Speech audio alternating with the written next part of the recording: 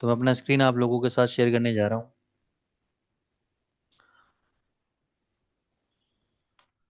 सो बहुत ही interesting development market में चल रहा है और ज़बरदस्त मार्केट में मूवमेंट आप लोगों को देखने को मिल रही है।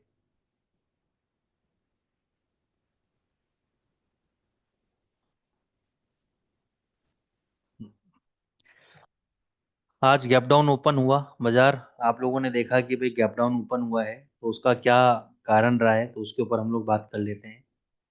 तो सबसे पहले तो यही रहा मार्केट के अंदर कि पिछले हफ्ते जब आपने देखा कि भाई एक रिकवरी आपको देखने को मिली बाजार के अंदर, डॉलर इंडेक्स के अंदर एक रिकवरी आपको देखने को मिली, यानी एक फॉल आपको देखने को मिला। उसका कारण क्या था कि ट्रम्प साहब ने, मतलब एक बाजार में न्यूज़ आ गई थी कि ट्रम्प साहब टैरिफ को लेके बहुत ही ज़्यादा लीनियंट पोजीशन अपनाने वाले हैं। जो उन्होंने प्री इनॉग्रेशन, यानी जो उन्होंने अपना ताजपोशी के समय या गद्दी के समय उन्होंने उससे पहले स्टेटमेंट दिया था मीडिया को टैरिफ के रिगार्डिंग, तो उसको बहुत हल्के में लेने वाले हैं। इसके कारण डॉलर के अंदर आपको एक फॉल देखने को मिला। लेकिन पिछले हफ्ते जब फेड ने अपना डिसीजन सुनाया कि भाई अभी हम इंटरेस्ट रेट को रिड्यूस नहीं करेंगे, और ट्रम्प साहब ने भी इस बात को कंफर्म किया कि यूएस जो ट्रेजरी सेक्रेटरी हैं स्कॉट बेसेंट साहब, उन्होंने भी ये बोला था कि केवल हम 2.5% टैरिफ लगाने में इंटरेस्टेड हैं। लेकिन ट्रम्प साहब ने इस बात को सरासर बोला कि ये बात गलत है और हम टैरिफ को 20% तक और उससे भी ज़्यादा लगाएंगे। ठीक है ना, तो इससे डॉलर को एक बड़ी मदद मिली। दूसरा, इन्होंने सैटरडे संडे में ऑर्डर को पास कर दिया कि भैया 1 तारीख से जो कनाडा और मेक्सिको के ऊपर टैरिफ लगने थे, वो बिल्कुल 25% टैरिफ लगेगा उनके ऊपर, और 10% टैरिफ लगेगा चाइना के ऊपर।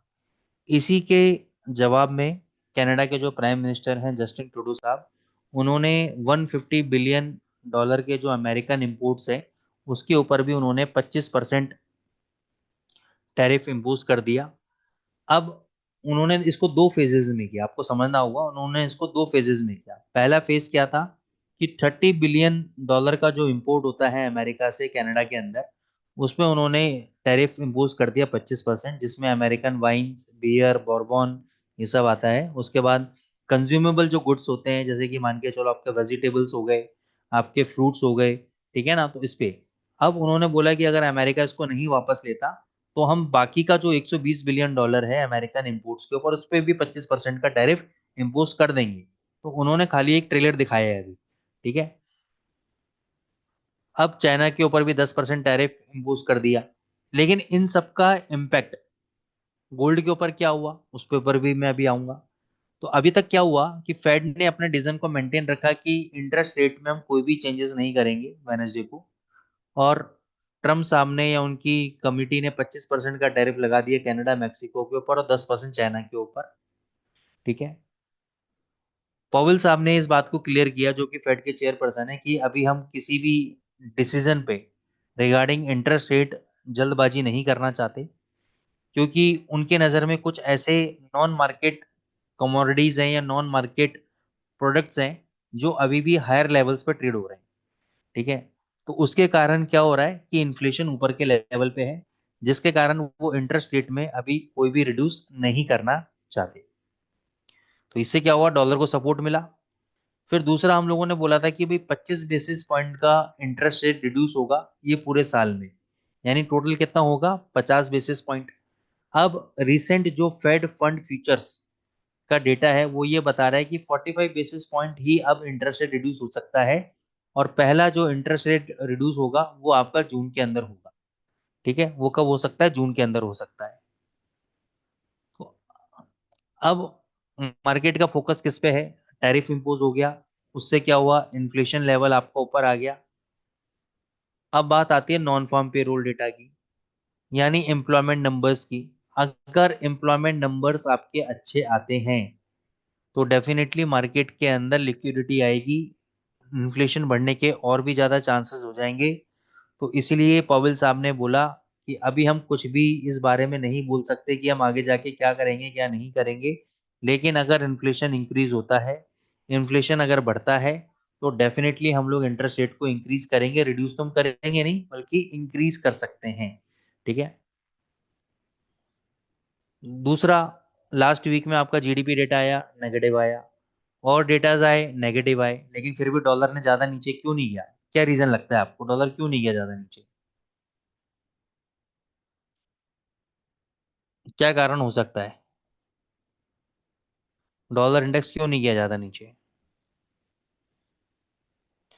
और अभी आईएसएम मैन्युफैक्चरिंग डेटा आया है आज, पीएमआई नंबर्स आए हैं, पॉजिटिव आया है, फिर डॉलर इंडेक्स नीचे आ गया। क्या कारण लगता है आपको? आपके माइंड में क्या लग रहा है, ऐसा क्यों हुआ होगा? देखो, आप जब तक इस पे कुछ अपने विचार प्रकट नहीं करोगे तब तक आप लोगों को सीखने को नहीं मिलेगा। आप जब कुछ बोलोगे तो आपको लगेगा कि हाँ ये पॉइंट भी हो सकता है, इसमें ये भी हो सकता है, ये भी हो सकता है। ठीक है ना, तब एक हेल्दी डिस्कशन आएगा। खाली मेरी सुनने से आपको नॉलेज ज्ञान नहीं बढ़ेगा। कृष भाई, नो आइडिया, कोई बात नहीं, आइडिया धीरे धीरे आ जाएगा। आइडिया धीरे धीरे आ जाएगा। देखो, सबसे बड़ी बात है कि ठीक है, जीडीपी डेटा नेगेटिव है, सब कुछ नेगेटिव है, छोड़ दो उसको। अभी हॉट टॉपिक क्या है मार्केट का? टैरिफ। कि टैरिफ लगाने से इन्फ्लेशन इंक्रीज होगा। ठीक है, अब रिसेंट में क्या हुआ कि जो यूएस ट्रेजरी है उन्होंने बोला ट्रम्प साहब को कि तुम क्यों पंगा ले रहे हो दूसरे देशों से अननेसेसरी। क्योंकि कोई भी अगर आप टैरिफ इम्पोज करते हो किसी भी प्रोडक्ट के ऊपर जो कि वापस अमेरिका में आ रहा है, प्रोडक्ट चाहे चाइना से आ रहा हो, चाहे इंडिया से आ रहा हो, चाहे कनाडा से आ रहा हो, अल्टीमेटली वो किसके जेब के ऊपर हैवी होगा? वो यूएस कंज्यूमर्स के जेब के ऊपर तो भारी पड़ेगा। अल्टीमेटली टैक्सेस तो यूएस कंज्यूमर्स को देने हैं। तो तुम काय को पंगा ले रहे हो दूसरे देशों से? ठीक है ना, लेकिन ट्रम्प साहब है, वो किसी की सुनने वाले नहीं है। तो इससे क्या होगा कि इन्फ्लेशन बढ़ेगा, महंगाई दर बढ़ेगा। जिस प्रोडक्ट की कीमत मेरे को $100 देनी थी, अब उसी प्रोडक्ट के मेरे को $200 देने पड़ेंगे। अब $200 दूंगा तो ऑब्वियस ही बात है कि यार पहले मैं 200 रुपए किलो दाल लेता था, अब उसी दाल के मेरे को $400 देने पड़ रहे हैं, तो ऑब्वियस ही बात है महंगाई दर बढ़ा या नहीं बढ़ा? तो महंगाई दर जब इंक्रीज होगा तो इंटरेस्ट रेट तो वैसे ही रिड्यूस नहीं हो रहा, बल्कि इंटरेस्ट रेट इंक्रीज हो सकता है, जिससे डॉलर को लिफ्ट मिलेगा। इसलिए डॉलर को आज गैप डाउन ओपन होना पड़ा। दूसरा, इन्होंने यूरोप के लिए भी बोल दिया, यूरो जोन के लिए भी, कि उसके ऊपर भी हम टैरिफ इंपोज करेंगे। ठीक है, तो उस पर भी अभी मैं आऊंगा। तो आज आपका मैन्युफैक्चरिंग डेटा था, मैन्युफैक्चरिंग डेटा आया, डॉलर नीचे गया। क्यों नीचे गया डॉलर? क्योंकि डेटा तो पॉजिटिव है, लेकिन जब परचेजिंग मैनेजर इंडेक्स, इसका फुल फॉर्म होता है ISM manufacturing PMI data, PMI मतलब परचेजिंग मैनेजर इंडेक्स।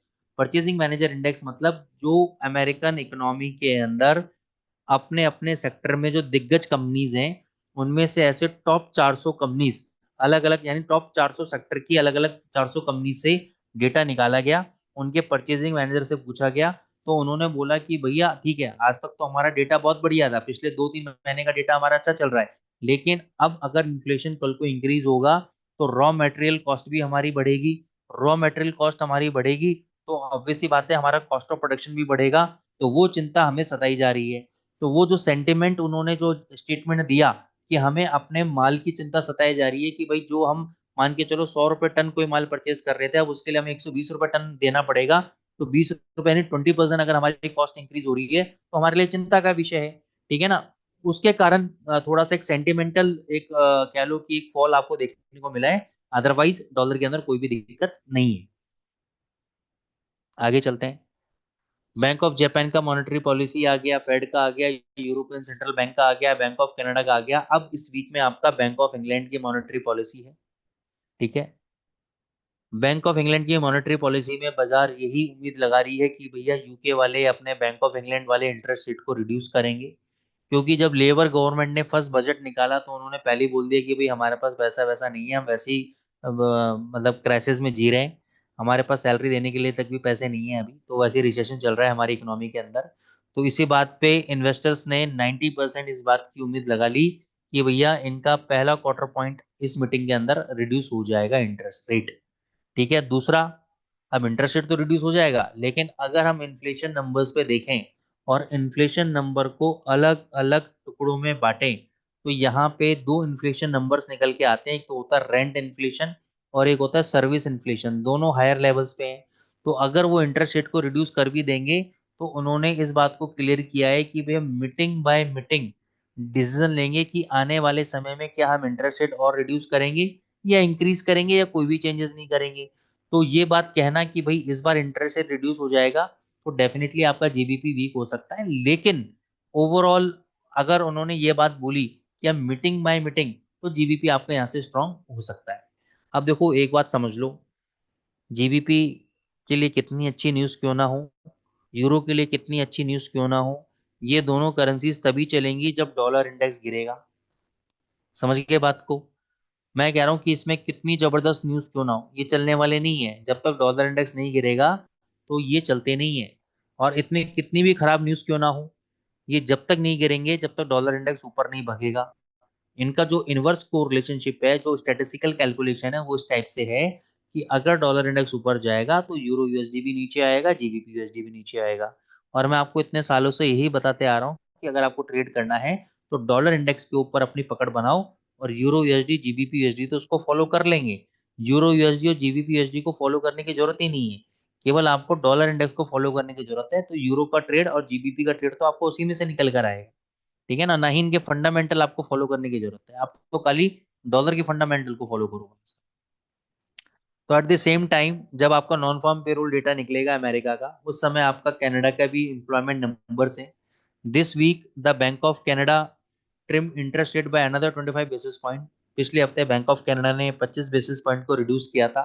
और मैंने आपको बोला था कि इन्वेस्टिंग कम्युनिटी वाले ये कह रहे हैं कि एक बार और जब मार्च में इनकी मीटिंग होगी तो आखिरी बार ये इंटरेस्ट रेट को रिड्यूस करेंगे, और उसके बाद ये इंटरेस्ट रेट को रिड्यूस करना बंद कर देंगे। तो जब तक ये इंटरेस्ट रेट को रिड्यूस करेंगे यानी मार्च तक, कैनेडियन डॉलर आपका वीक रह सकता है, और यूएसडी कैड जैसे करेंसी पेयर है वो आपके स्ट्रॉन्ग रह सकते हैं। इसका मतलब क्या हुआ कि मार्च के बाद आपका यूएसडी कैड गिरना चालू होगा, उससे पहले गिरना चालू नहीं होगा। ये आपको दिमाग में रखनी है बातें। फिर flying from Canada to eurozone, the ECB also decided to reduce interest rate this week.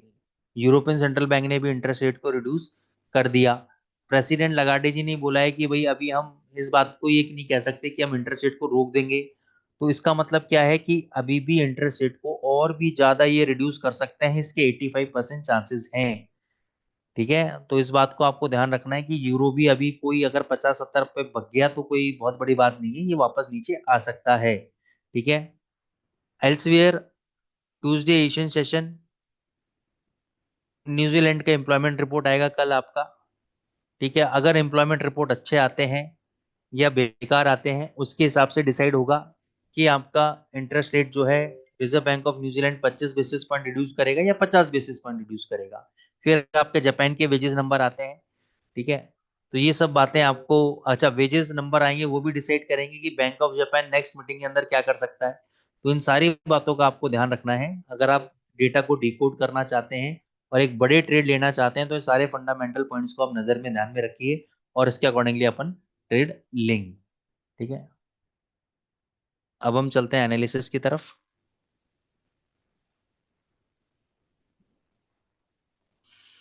अब देखो, लास्ट वीक जब मैंने एनालिसिस लिया था तब आपको क्या बोला था मैंने, कि मार्केट का स्ट्रक्चर क्या है, ये वाला।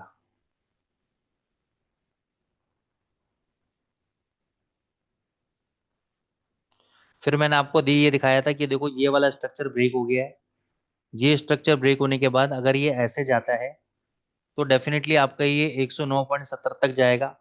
और ये प्रोडिक्शन हमने एक हफ्ते पहले एडवांस में कर दी थी कि ये स्ट्रक्चर अगर बना तो इसका मतलब ये जो करेक्टिव रैली दी है इसने, ये खत्म हो गई, फिर ये अपना अप ट्रेंड पकड़ेगा।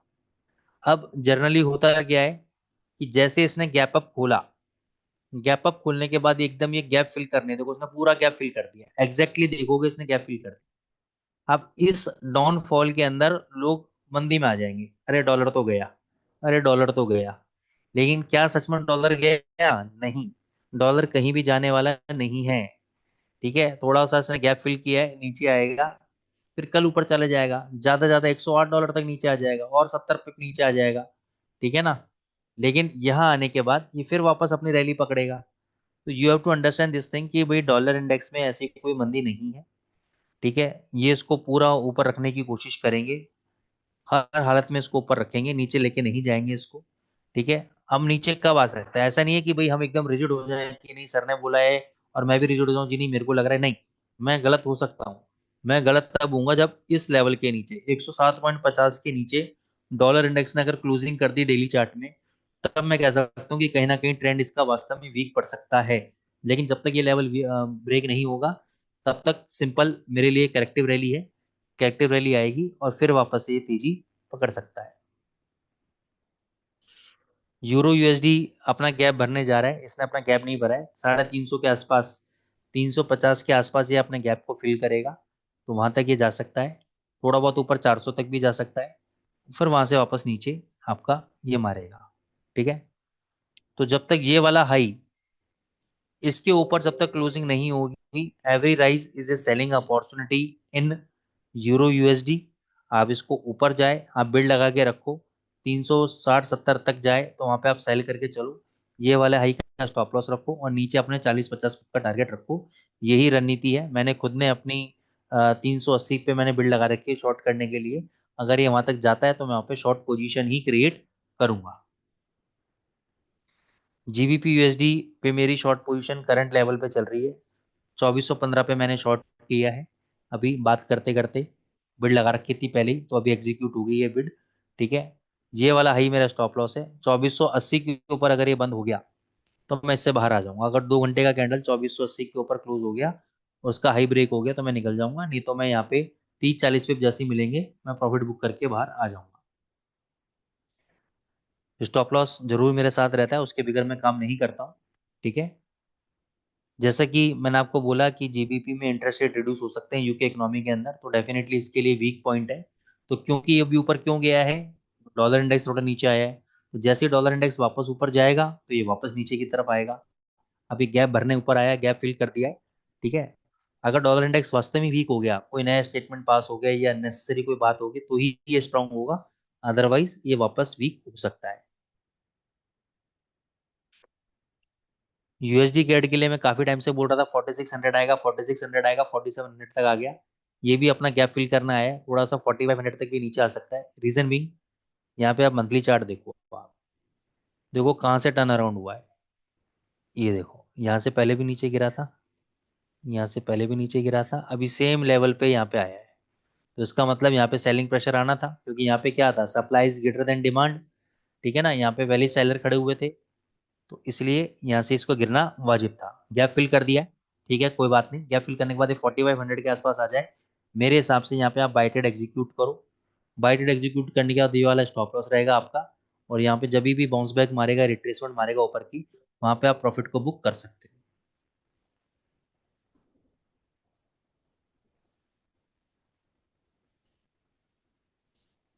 यूएसडी सीएचएफ पे आ जाते हैं हम लोग।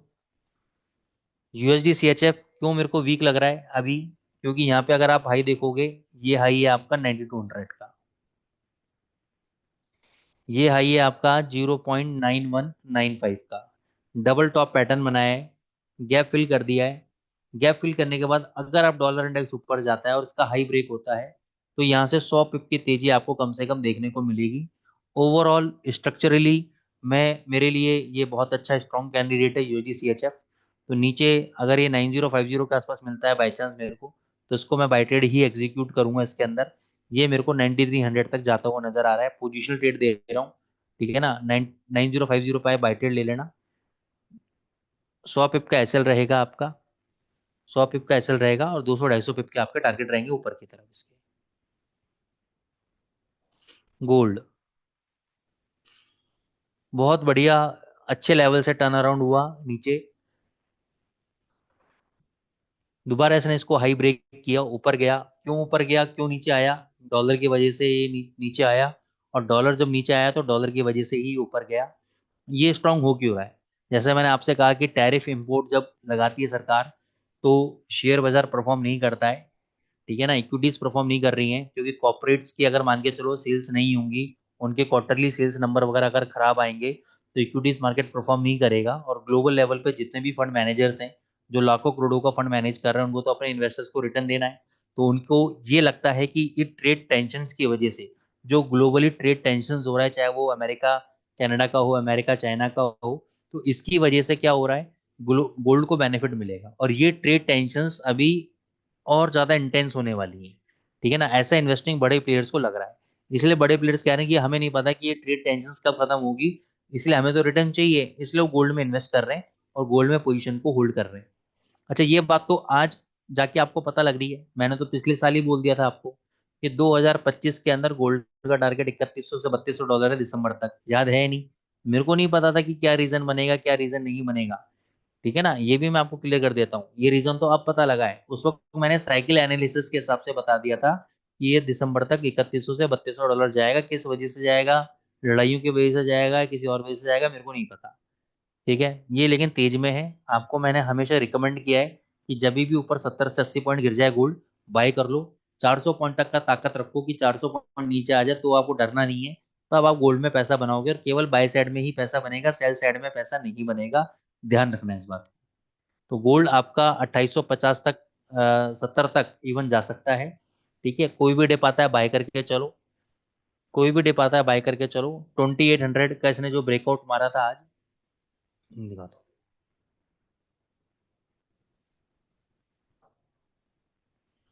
ये देखो, इंट्राडे में अगर आप देखोगे तो ये 2800 का लेवल था।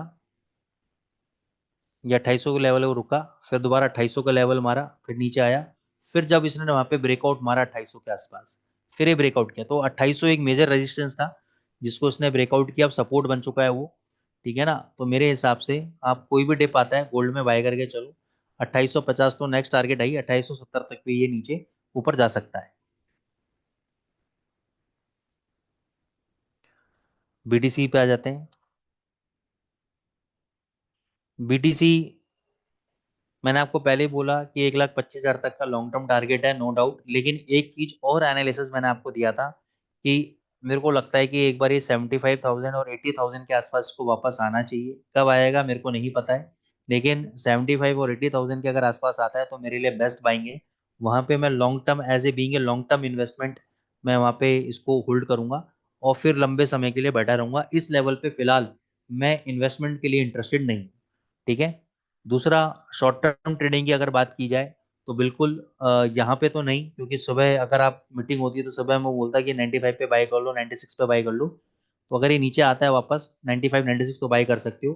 89,000 आपका फाइनल स्टॉप लॉस रहेगा। और जब भी डिप मारे बाय करते रहो, और थोड़े थोड़े प्रॉफिट्स आप बुक करते रहो, गैम्बलिंग स्पेकुलेशन वाले प्रॉफिट्स बुक करते रहो। ठीक है ना, लॉन्ग टर्म अगर इन्वेस्टमेंट करनी है तो 75 80 के आसपास ही करेंगे। ठीक है। जीबीपी जेपीवाई पे आ जाते हैं।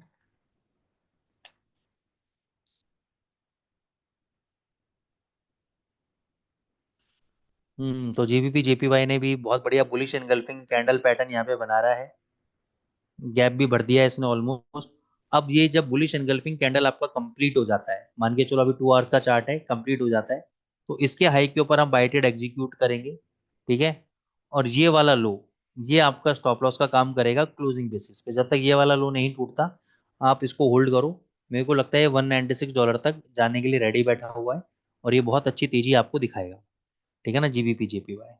तो इसमें आप ट्रेड एग्जीक्यूट कर सकते हो, ये एनगल्फिंग कैंडल कंप्लीट होने दो, फिर इसके हाई के ऊपर आप बाय ट्रेड एग्जीक्यूट कर सकते हो। Getting the point.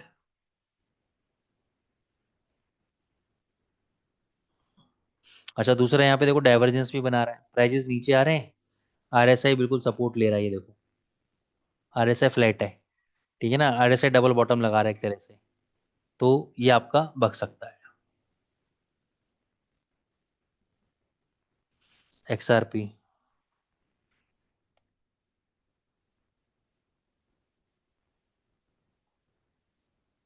पहले शायद मैंने आपको ये लेवल दिया था 2.50 2.60 तक का, कि मैंने कहा यहाँ तक आ सकता है ये।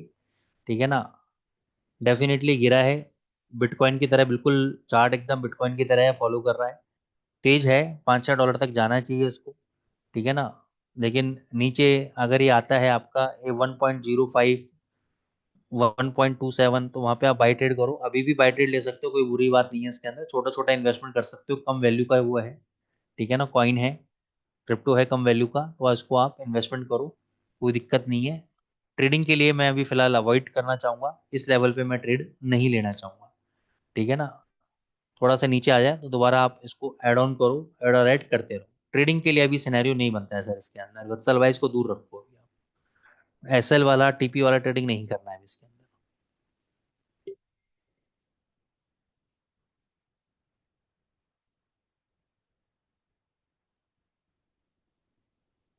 बैंक ऑफ जापान डिपेंड करता है कि इंटरेस्ट रेट रिड्यूस के बाद उसका फॉरवर्ड गाइडेंस क्या बोलता है। मान के चलो उन्होंने इंटरेस्ट रेट रिड्यूस कर दिया, और उन्होंने बोल दिया कि हम आगे रिड्यूस नहीं करेंगे, तो जापानीज येन स्ट्रांग हो जाएगा। पहला कंडीशन, बैंक ऑफ जापान ने इंटरेस्ट रेट रिड्यूस किया, तो as per the logic bank of Japan ने जब इंटरेस्ट रेट रिड्यूस किया तो जापानीज येन वीक होना चाहिए। लेकिन आपने देखा कि भाई बैंक ऑफ जापान तो उल्टा चल गया, जापानीज येन तो भाग गया। तो आपको ये चेक करना है कि फॉरवर्ड गाइडेंस क्या बोले, उन्होंने क्या ये बोला है कि हम आगे इंटरेस्ट रेट रिड्यूस नहीं करेंगे, तो इसलिए जापानीज येन आपका स्ट्रांग हो गया। ठीक है ना, तो ये इम्पैक्ट होता है सर इसके ऊपर।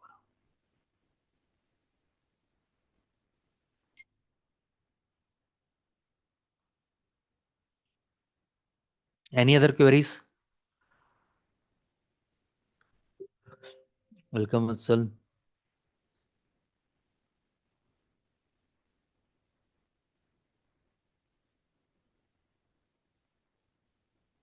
ठीक है, अब हम चलते हैं थोड़ा स्ट्रेटेजी पार्ट की तरफ।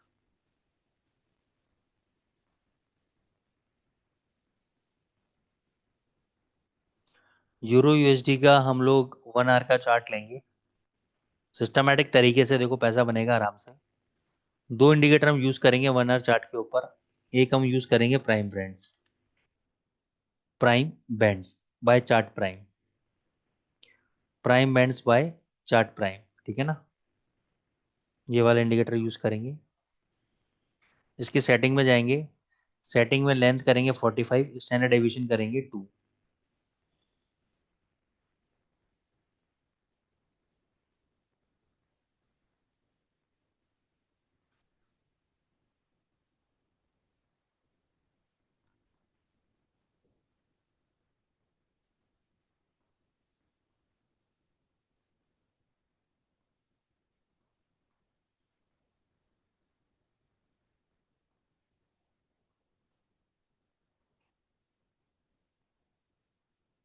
ठीक है, फिर एक और इंडिकेटर हम लोग लेंगे, price ratio indicator by chart prime. ये वाला इंडिकेटर हम लोग प्लॉट करेंगे।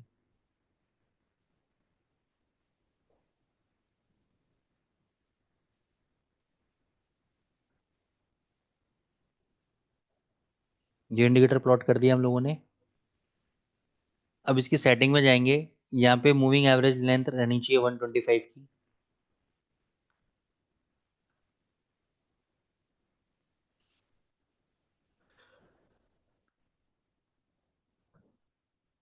सिग्नल लेंथ रहनी चाहिए आपकी 32 की।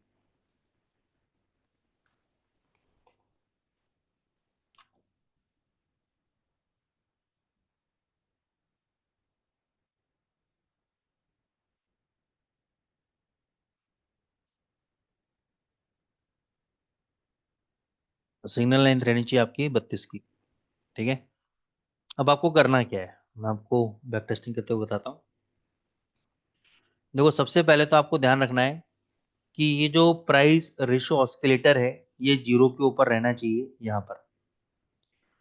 अब ये जो कैंडल्स हैं या तो बैंड के ऊपर हो, या बैंड को अगर क्रॉस भी कर रही हैं तो भी हम कंसिडर करेंगे, और इस कैंडल के हाई के ऊपर हम लोग बाय ट्रेड एग्जीक्यूट करेंगे।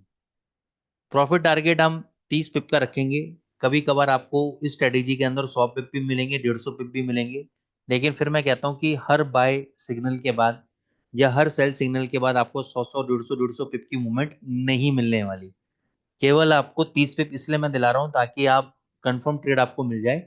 उसके बाद जब आप कोई एक्सपर्टीज इसके ऊपर हो जाए तो फिर आप अपने अकॉर्डिंगली इसके ऊपर काम कर सकते हैं। ठीक है ना, क्योंकि कई बार आपको लगेगा कि यार मैंने 30 पे बुक कर लिया तो 100 पे बग गया, मैं चाहता तो और वेट कर लेता। तो फिर वो आपका समझदारी है, आपका ट्रेड डिसीजन है मार्केट के अंदर। हर किसी का डिसीजन, ट्रेड डिसीजन अलग अलग होता है, और जरूरी नहीं है कि हम हर बार सही हो, हम गलत भी हो सकते हैं।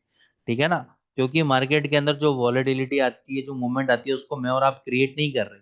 हम तो केवल एक प्रयास कर रहे हैं उसको प्रिडिक्ट करने के लिए। हम एक ऐसा टूल अपना रहे हैं कि भाई हम उसको मैक्सिमम तरीके से सही लेवल पे प्रिडिक्ट कर पाए।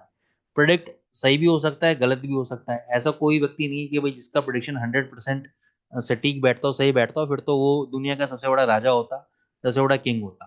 ठीक है ना, ये एक प्रोबेबिलिटी का गेम है। ठीक है ना, संभावनाओं का गेम है। तो इसमें संभावना कुछ भी बन सकती है। तो इसलिए आपको अपने आप को भी रिग्रेट नहीं करना है कि अरे यार मेरी एनालिसिस गलत होगी, कुछ भी हो सकता है, मार्केट है। ठीक है ना, आप हमेशा ठीक नहीं हो सकते। तो हमें इसलिए डिसिप्लिन ट्रेडिंग अप्रोच अपनानी चाहिए।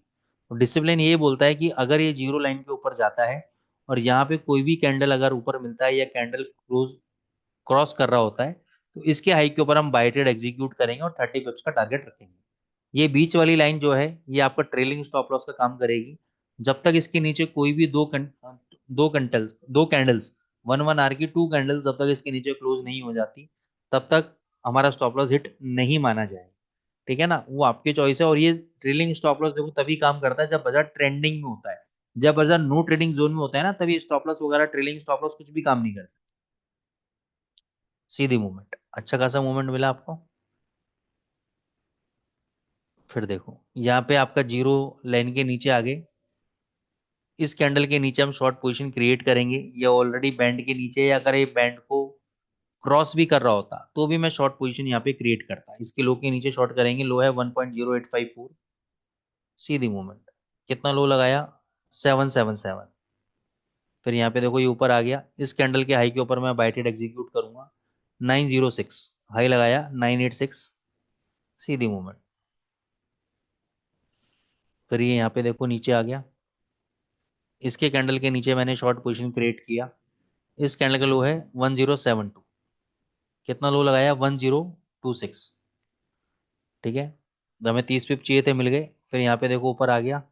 यहाँ पे कैंडल के हाई के ऊपर मैं बाय ट्रेड एग्जीक्यूट करूंगा। इसका हाई है 1100, हाई लगाया 1155। अब यही सिनेरियो मैं आपको समझाने की कोशिश कर रहा हूँ कि यहाँ पे अगर आप देखोगे मूवमेंट कितनी मिली आपको, 40 से 50 पिप की मूवमेंट मिली। ठीक है ना। तो और पहले कितना मूवमेंट मिला था आपको, 100 से 150 200 पिप का। तो हर बार उतना बड़ा मूवमेंट नहीं मिल रहा, तो इसलिए आपको प्रॉफिट बुकिंग जरूरी है। फिर ये देखो यहाँ पे आपको शॉर्ट पोजिशन मिली इसके नीचे 1035। लो लगाया 1002। फिर यहाँ पे बाय ट्रेड एग्जीक्यूट हुआ 1076। हाई लगाया 1146। ये देखो, फिर यहाँ पे नीचे आ गया। इसके लो के नीचे मैं सेल करूंगा 111, 4 टाइम्स 1। सीधी मूवमेंट।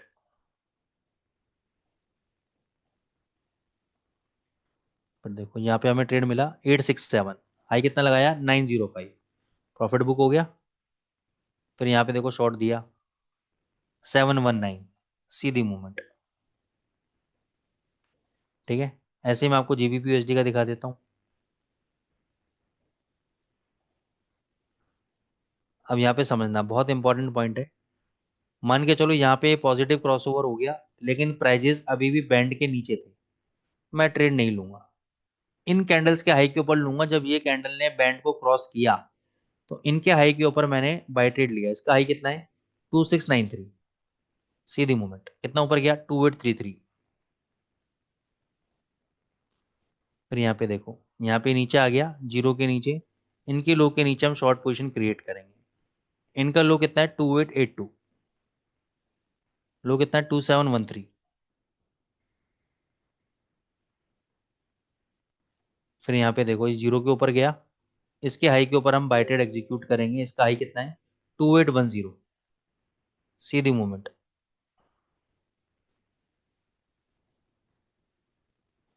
अब यहाँ पे देखना आप, यहाँ पे जीरो के नीचे आ गया था लेकिन इसका लो ब्रेक नहीं हुआ। इसका लो कहाँ ब्रेक हुआ, यहाँ पे जाके ब्रेक हुआ। तो यहाँ पे मैं शॉर्ट ट्रेड एग्जीक्यूट करूंगा 3091 पे। कितना लो लगा 3014। डिसिप्लिन रखना है बस आपको। ये देखो ये ऊपर गया। इस कैंडल के हाई के ऊपर मैंने बाय ट्रेड एग्जीक्यूट किया। इस कैंडल का हाई कितना है 3132। कितना ऊपर गया 3225। सीधी मूवमेंट। यहाँ पे देखो लो लगाया, यहाँ पे मैंने सेल किया 3263। आ गया नीचे।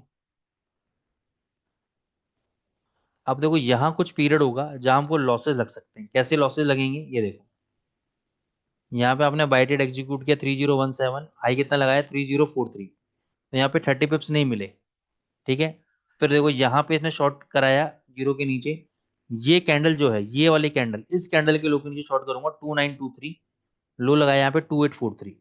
तो यहाँ पे हम क्या करेंगे, डबल क्वांटिटी से जब शॉर्ट करेंगे तो यहाँ पे हमारे सारे लॉसेस कवर हो जाएंगे जो इस ट्रेड के अंदर थे हमारे।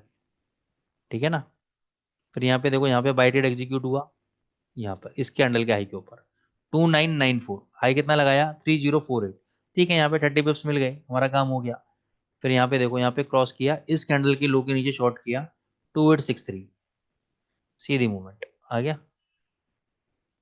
फिर देखो, अच्छा वो आपका, ये देखो, वो पीरियड कौन सा था, मैं एक्चुअली ये बताने वाला था। ये पीरियड था जब मार्केट बहुत ही ज्यादा नाटक करता है। देखो कैसे नाटक किया, इस पीरियड के अंदर भी इसने यहाँ पे लॉसेस हमें कवर कराए हैं, ऐसा नहीं करवाए। तो कहने का मतलब है बाजार देखो या तो अप ट्रेंड में रहेगा, या बाजार डाउन ट्रेंड में रहेगा, या साइडवेज ट्रेंड में रहेगा। तीसरा क्या रह सकता है, बाजार ऊपर गया, बाजार ने लो तोड़ा, फिर हाई तोड़ा, फिर लो तोड़ा, यानी इरेटिक मूवमेंट। फिर समझो, हाई तोड़ा, फिर ये वाला लो तोड़ा, फिर ये वाला हाई तोड़ा, फिर ये वाला लो तोड़ा, दोबारा इरेटिक मूवमेंट, एक्सट्रीम मूवमेंट्स, उसके अंदर भी इसने प्रॉफिट दिया आपको।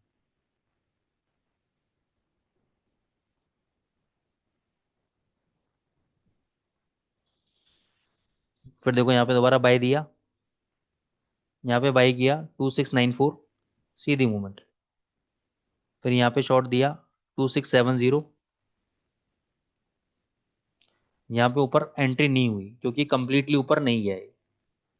ठीक है, यहाँ पे एंट्री हुई 2546, फिर यहाँ पे एंट्री हो गई 2324, तो यहाँ पे डबल क्वांटिटी से हमने शॉर्ट किया, और नीचे कितना आया 2101। फिर यहाँ पे बाय ट्रेड दिया 2326 पे, फिर ये देखो यहाँ पे शॉर्ट दे दिया इसने, गैप डाउन ओपन हुआ। अब यहाँ पे क्या होता है कि गैप अप थ्योरी समझनी चाहिए, जब भी गैप डाउन ओपन होता है और आपको शॉर्ट पोजीशन मिलती है, अगर आपके पहले से बाय है और वो लॉस में है तो आप यहीं पे शॉर्ट कर लो। अगर नहीं लॉस में है तो फ्रेश एंट्री अगर आपको लेनी है तो हमेशा कोशिश करो कि जब भी गैप फिल होता है, अब जैसे यहाँ पे शॉर्ट एंट्री होगी हमारी, इस कैंडल के नीचे शॉर्ट एंट्री हो गई, लेकिन अगर मैं फ्रेश पोजीशन लूंगा तो मैं ये गैप के आसपास लूंगा। इसलिए मैंने यहाँ पे 2415 पे बेचा कि भाई मेरी ये शॉर्ट एंट्री है, ये मेरे गैप के ऊपर। अब जब ये जीरो के ऊपर जाएगा और ये बैंड के ऊपर जब क्रॉस करेगा, तो मैं स्ट्रेटेजिकली निकल जाऊंगा, स्ट्रेटेजिकली इसके ऊपर निकल जाऊंगा, डबल क्वांटिटी से बाय कर लूंगा। ठीक है ना, लेकिन जब तक नहीं होगा तब तक मेरा शॉर्ट चल रहा है, अभी एकदम मोमेंटम में, फिर वापस नीचे आ जाएगा, मेरा प्रॉफिट बुक हो जाएगा। ठीक है ना, तो ये जो पोजीशन मेरे अगेंस्ट में जाती है इससे आपको डरना नहीं है। ठीक है, आपको शांति से बैठना है, क्योंकि आप सिस्टम के तहत ट्रेड कर रहे हो, सिस्टम के अगेंस्ट में ट्रेड नहीं कर रहे हो, आप सिस्टम के साथ ट्रेड कर रहे हो। ठीक है ना, कोई भी क्वेरीज आप पूछना चाहते हैं तो पूछ सकते हैं। तो ये स्ट्रेटेजी को आप यूरो यूएसडी में, जीबीपी यूएसडी में अप्लाई कर सकते हो। गोल्ड में मैंने नहीं अप्लाई किया है। गोल्ड में आप इसको टाइम फ्रेम चेंज कर सकते हो, क्योंकि 1 घंटा तो आपके लिए बहुत ज़्यादा हो जाएगा। 3 मिनट्स में देखते हैं कि क्या पोजीशन बनती है इसकी।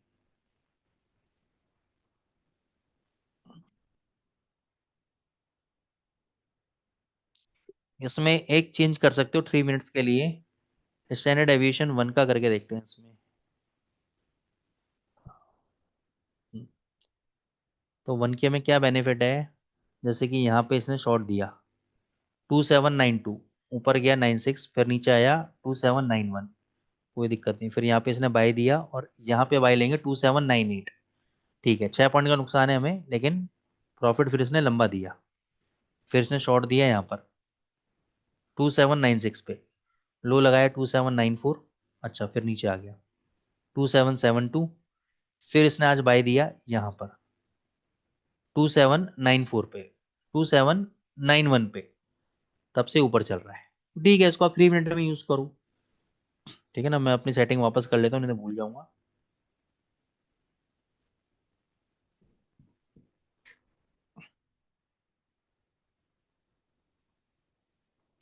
ठीक है ना दोस्तों, तो ये इस तरीके से आप इसमें ट्रेड ले सकते हो, बहुत सिस्टमैटिक तरीका है, बहुत आराम से। लॉसेस होंगे यार, ऐसा कुछ नहीं है लॉसेस नहीं होंगे, लेकिन लॉसेस भी कवर अपन कर सकते हैं बहुत सिस्टमैटिक तरीके से।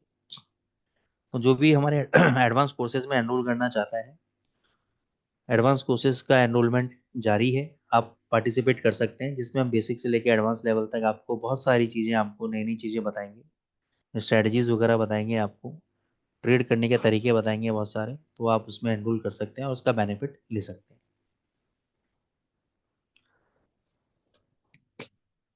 कोई भी अगर आपकी क्वेरीज है guys, you can ask me.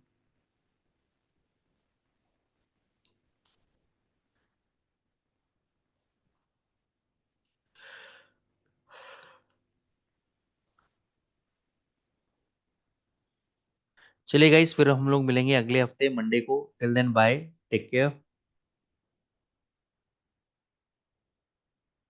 Welcome Ekta ji.